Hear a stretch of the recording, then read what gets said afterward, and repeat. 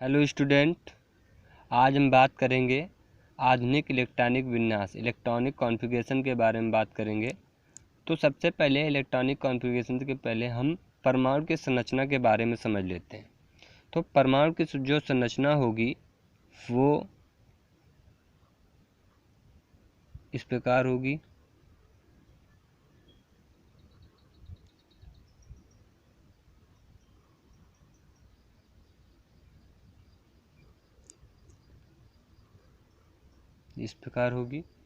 और ये परमाणु की संरचना में आपको मालूम होना चाहिए कि ये जो होते हैं ये होते हैं सेल। क्या होते हैं? सेल, या इनको बोलते हैं ऊर्जा स्तर या कक्ष भी कह सकते हो। आप इसको कक्ष भी बोल सकते हो, सेल भी बोल सकते हो। आपको कई नाम बता रहे हैं क्योंकि ये किसी भी नाम से आप इसको, हर एक नाम से इसको समझिए कि ऊर्जा स्तर भी कहते हैं, कक्ष भी कहते हैं, सेल भी कहते हैं। और इसको बोलते हैं प्रिंसिपल क्वांटम नंबर। इसको n से डिनोट करते हैं। ओके स्टूडेंट, तो जो n होता है वो n का मान होता है, n का मान 1 2 3 4 5 6 7 8, जैसे जैसे सेल बढ़ते हैं वैसे वैसे इसका मान भी आगे होता है। तो इनका नाम रखा गया K L M N O P Q, इस तरह करके इसके नाम भी आगे बढ़ते जाएंगे, होते हैं। तो पहले ऊर्जा स्तर का नाम K, दूसरे ऊर्जा स्तर का नाम L, तीसरे ऊर्जा स्तर का नाम M और चौथे ऊर्जा स्तर का नाम N। इस तरह आगे बढ़ते जाएंगे, जैसे जैसे सेल बढ़ेंगे वैसे वैसे इसके नाम भी बढ़ते जाएंगे। और इन्हीं सेल के, इन्हीं ऊर्जा स्तर के उपकक्ष भी होते हैं। क्या होते हैं? उपकक्ष भी होते हैं।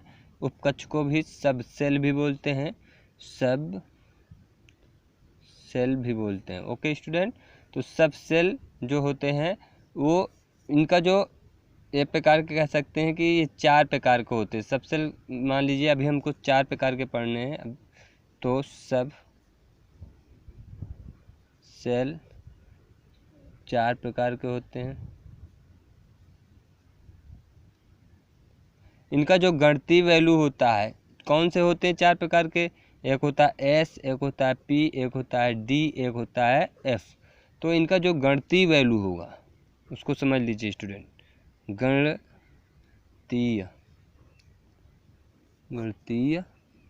वैल्यू जो होता है वो S का गणितीय वैल्यू होगा 0, P का होगा 1, D का होगा 2, F का होगा 3।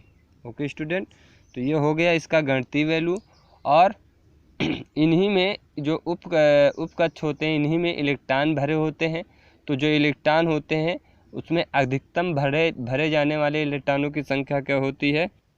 अधिकतम भरे जाने वाले इलेक्ट्रॉनों की संख्या, मान लीजिए S है तो S में कितने इलेक्ट्रॉन भर सकते हैं? अधिकतम 2।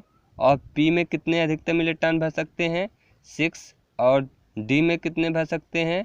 10। और F में कितने भर सकते हैं? 14। ओके स्टूडेंट, तो अधिकतम इलेक्ट्रॉनों की भरे जाने वाली संख्या जो होगी वो 2, 6, 10 और 14 होगी। ठीक है स्टूडेंट, अब हम बात करते हैं जो हमारा परमाणु होगा, उस परमाणु के नाभिक में क्या क्या होगा। तो परमाणु के नाभिक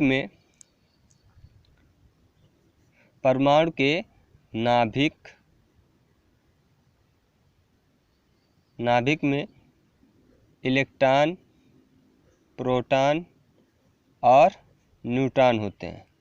ओके स्टूडेंट, तो ये तीनों नाभिक में होते हैं। और जो इलेक्ट्रॉन होते हैं वो नाभिक के चारों ओर वृत्ताकार पथ पर क्या लगाते हैं? चक्कर लगाते हैं। ओके स्टूडेंट, वृत्ताकार पथ पर चक्कर लगाते हैं। जहाँ पर ये चक्कर लगाते हैं इन्हीं को सेल भी कहते हैं। इनको क्या कहते हैं? सेल। तो सब सेल जो होंगे वो मान लीजिए 1 2 3 4 तो पहले को क्या नाम दिया था, के, दूसरे का एल, तीसरे का एम, चौथे का एन। तो जो पहला होगा, पहला सेल होगा, उसको हम एस से डिनोट करेंगे। किससे डिनोट करेंगे, एस से। क्यों, क्योंकि जो सेल होगा उसके उपकक्ष में ही तो इलेक्ट्रॉन भरे होते हैं। तो पहला होगा 1s, दूसरा क्या होगा, s के बाद क्या आएगा, p आएगा, तो 2s और 2p, 3s, 3p, 3d, 4s, 4p, 4d और 4f। इस तरह इसमें क्या कहते हैं, इलेक्ट्रॉन भरने का जो क्रम होगा इस तरह होगा। तो अब हम इसके बाद हम जानेंगे सब सेल का क्रम जो होता है वो क्या होता है। सब सेल का जो क्रम होगा, सब सेल का क्रम क्या होगा, इसके हिसाब से सब सेल का क्रम देखो क्या होगा, 1s, 2s, 2p, 3s, 3p, 3d, 4s, 4p, 4d, 4f, यही तो होगा इसके हिसाब से। ओके स्टूडेंट, अब हम लेकिन इलेक्ट्रॉन को इस ऑर्डर पर हम नहीं भर सकते हैं, इलेक्ट्रॉनों को हम इस ऑर्डर पर नहीं भर सकते हैं, क्योंकि ये ऑर्डर होता है, इस ऑर्डर के स्थान पर दूसरा ऑर्डर यहाँ पर आपबाउ का जो रूल है उसके हिसाब से इलेक्ट्रॉनों की पूर्ति करेंगे। तो इलेक्ट्रॉनों को किस कक्षा में पहले भरा जाएगा, इसको जानने के लिए हम सबसे पहले किसको देखेंगे, आपबाउ के सिद्धांत को देखेंगे। तो आइए आपबाउ के सिद्धांत को देखते हैं। आपबाउ रूल देखते हैं, आपबाउ प्रिंसिपल। आपबाउ प्रिंसिपल क्या कहता है, कहता है the orbits the orbitals are filled in order of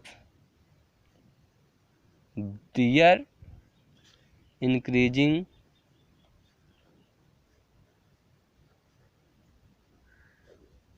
energy। मतलब कहने का मतलब ये होगा कि कम ऊर्जा से अधिक ऊर्जा वाले कक्षक में इलेक्ट्रॉन भरता है। मतलब कम ऊर्जा के कक्षक से अधिक ऊर्जा वाले कक्षक में इलेक्ट्रॉनों को भरा जाता है। ये क्या कहता है, आपबाउ सिद्धांत कहता है। ये क्या कौन कहता है, आपबाउ सिद्धांत कहता है। तो ये हो गया आपका आपबाउ सिद्धांत।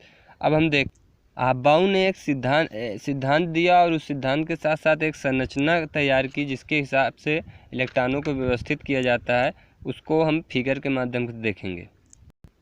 तो हम शुरू करेंगे। एन का मतलब क्या होगा, एन को हम कह सकते हैं मुख्य सेल भी कह सकते हैं और ऊर्जा स्तर भी बोल सकते हैं, ऊर्जा स्तर भी बोल सकते हैं। और क्या बोल सकते हैं, वृत्तीय पथ भी कह सकते हैं। ओके स्टूडेंट, तो एन मान लीजिए हम सबसे पहले रखेंगे 1 2 3 4 5 6 एंड 7। तो पहला जो कक्षक था, उपकक्ष था, उसका नाम क्या था, एस। तो हम लिखेंगे इसी के सामने 1s। फिर दूसरा क्या था, s और p था, तो क्या करेंगे, इसको लिखेंगे 2s और 2p। ओके स्टूडेंट, तीसरा कक्षक था तीसरे कक्षक में जो उपकक्ष थे वो SPD था, तो लिखेंगे 3s 3p 3d। Okay student, चौथे में क्या था, 4s 4p 4d और 4f। 5वें में था 5S 5P 5D और 5F।